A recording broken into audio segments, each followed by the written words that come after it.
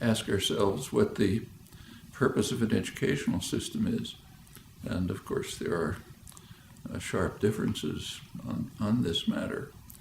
There's the traditional an interpretation that comes from the Enlightenment, which holds that the highest goal in life is to inquire and create, to search the riches of the past, try to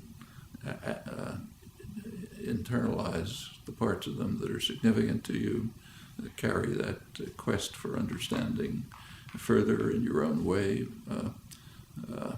Purpose of education, from that point of view, is just to help people determine how to learn on their own. It's you, the learner, who is going to achieve in the course of education, and it's really up to you what you'll master, where you'll go, how you'll use it, how you'll go on to produce something new and exciting for yourself, maybe for others. That's one concept of education.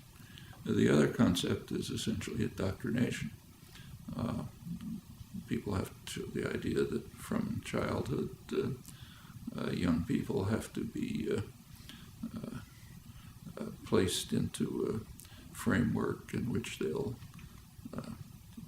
follow orders, accept existing frameworks, not challenge, and so on. And this is often quite explicit. So, for example, after the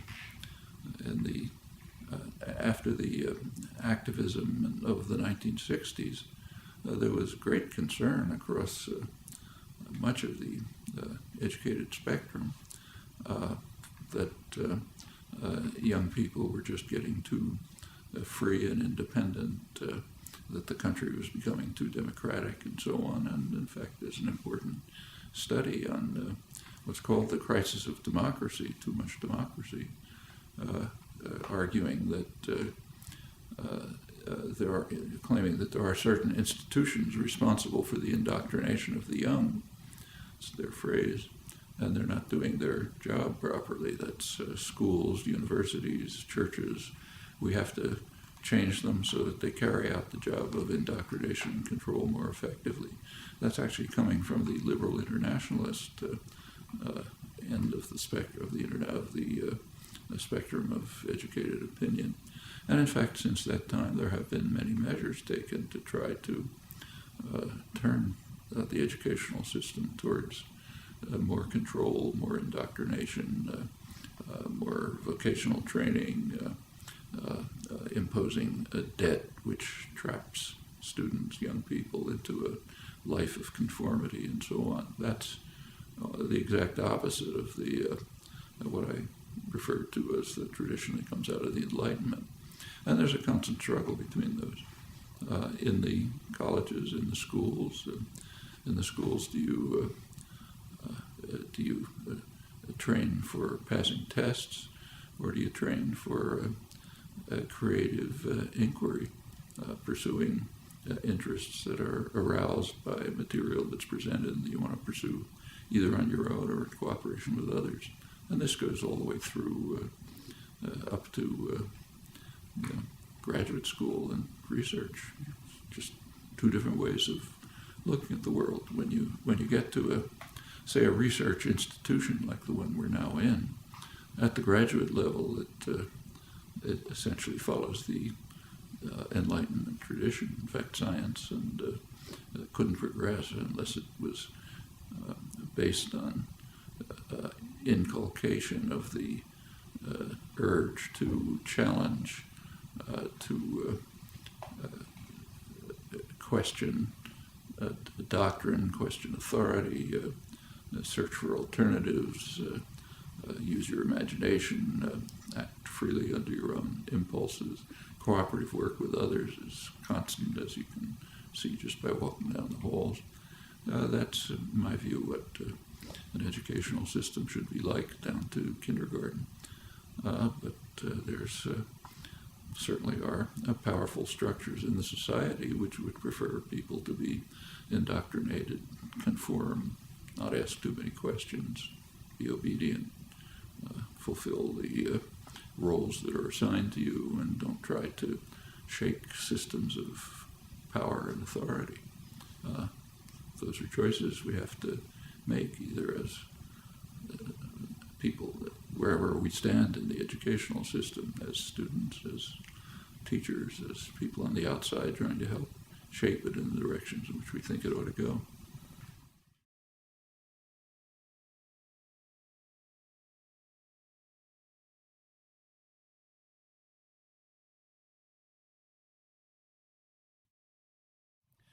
Well, there certainly has been a very substantial growth in new technology of communication, information, access, interchange. It's surely a major change in the nature of the culture and society.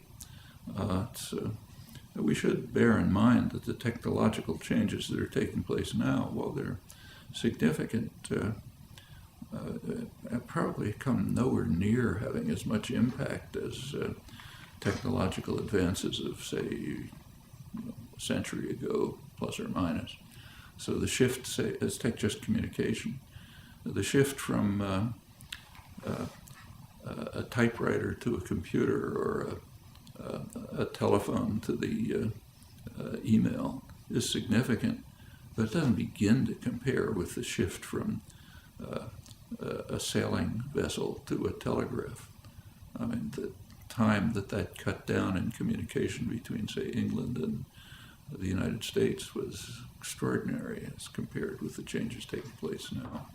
And the same is true of other kinds of technology, like just introduction of, say, plumbing. Widespread plumbing in the cities had a huge effect on health, much more than the discovery of antibiotics. So the changes are real and significant, but we should recognize that others have taken place, which in many ways were more dramatic.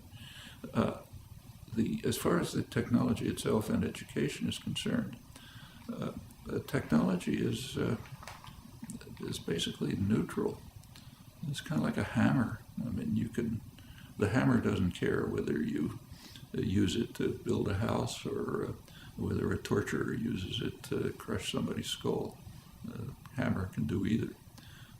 Same with the modern technology, say the internet and so on. The internet is extremely valuable if you know what you're looking for. I mean, I use it all the time for research. I'm sure everyone does.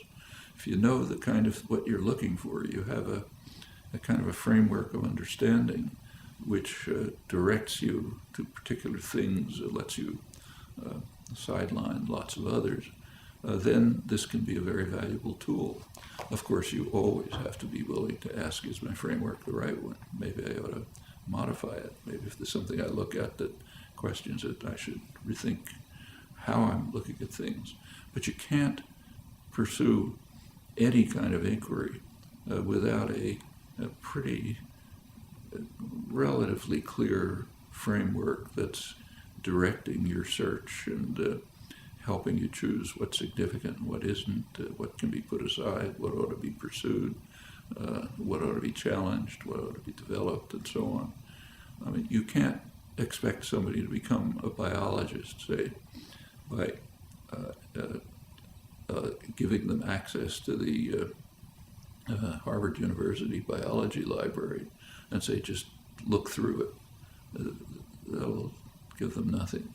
And the internet is the same, except magnified enormously. If you don't know what you're looking for, if you don't have some kind of a conception of what matters, always, of course, with the proviso that you're willing to question it if it seems to be going in the wrong direction. If you don't have that, exploring the internet is just picking out random factoids that don't mean anything. So behind any significant use of contemporary technology, the internet, communication systems, graphics, whatever it may be, unless behind it is some well-constructed, directive, conceptual apparatus, it is very unlikely to be helpful, it may turn out to be harmful. For example, a random exploration through the internet turns out to be a cult generator. You pick up a factoid here and a factoid there, and somebody else reinforces it, and all of a sudden you have some crazed picture which has some factual basis but nothing to do with the world. You have to know how to evaluate, interpret, and understand. Say biology again, the person who wins the Nobel Prize in biology is not the person who read the most journal articles and took most notes on them. It's the person who knew what to look for. And cultivating that capacity to seek what's significant, always willing to question whether you're on the right track. That's what education is going to be about, whether it's using computers and the internet or pencil and paper and books.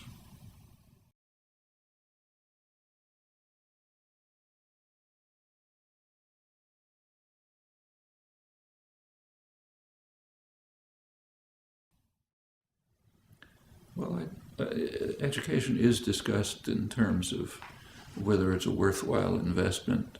Does it create human capital that can be used for economic growth and so on?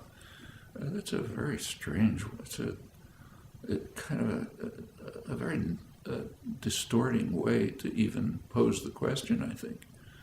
Do we want to have a society of free, creative, independent individuals able to appreciate and gain from the cultural achievements of the past and to add to them? Do we want that? Or do we want people who can increase GDP? They're not necessarily the same, they're not the same thing. And an education of the kind that, say, Bertrand Russell, John Dewey, and others talked about, that's a value in itself. Whatever impact it has in the society, it's a value because it helps create better human beings. After all, that's what an educational system should be for. On the other hand, if you want to look at it in terms of costs and benefits, take the new technology that we were just talking about. Where'd that come from? Well, actually, a lot of it was developed right where we're sitting. Down below where we now are was a major laboratory back in the 1950s, where I was employed, in fact, which was had lots of scientists, engineers, people of all kinds of interests, philosophers, others, who were working on developing the basic character of and even the basic tools of the technology that is now common. Computers and the internet, for example, were pretty much in the public sector for decades, just funded in places like this, where people were exploring new possibilities that were mostly unthought of, unheard of at the time. Some of them worked, some didn't. The ones that worked were finally converted into tools that people can use. That's the way scientific progress takes place. It's the way cultural progress takes place generally. Classical artists, for example, came out of a tradition of craftsmanship that was developed over long periods with master artisans, with others, and sometimes you can rise on their shoulders and create new marvelous things. But it doesn't come from nowhere if there isn't a lively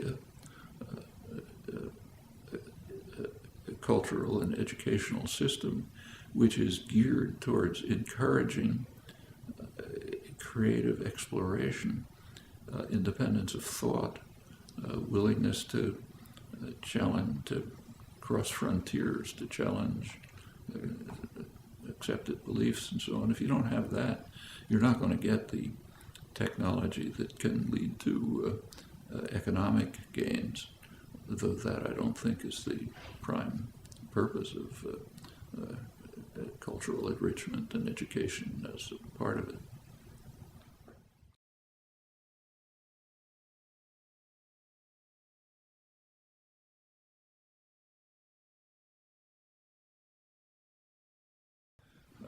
there is, in the recent period particularly, an increasing shaping of education from the early ages towards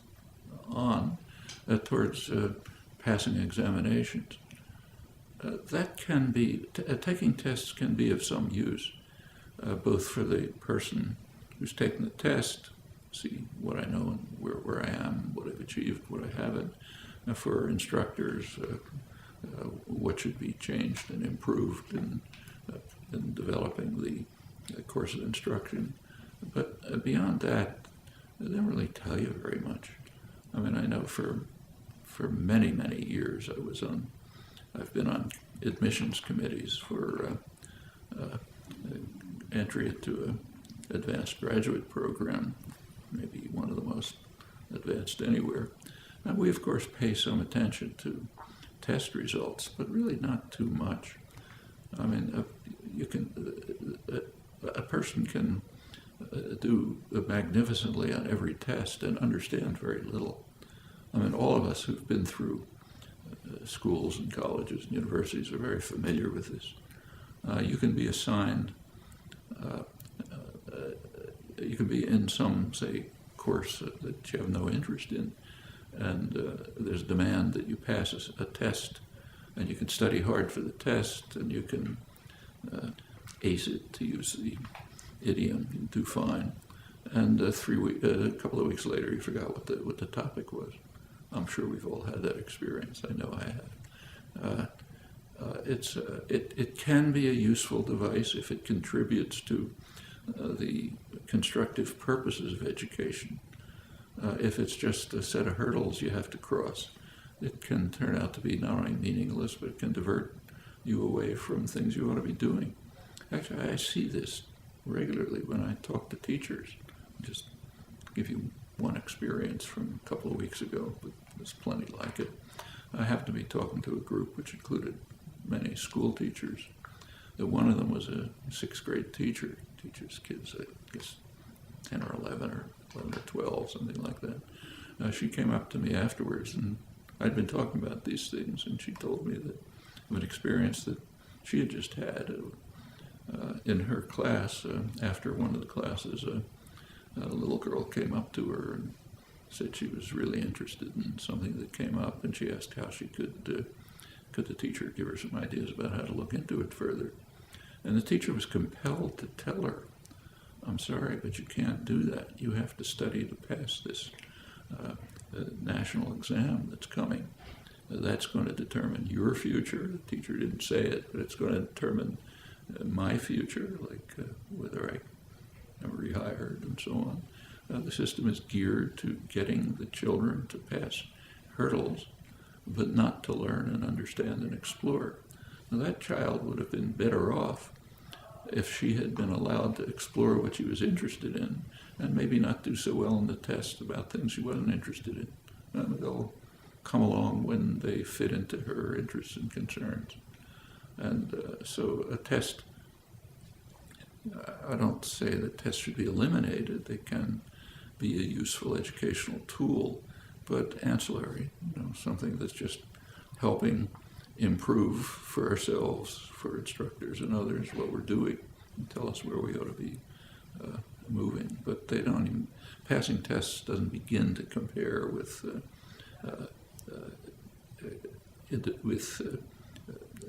searching and inquiring and into pursuing topics that engage us and excite us. That's far more significant than passing tests. And in fact, if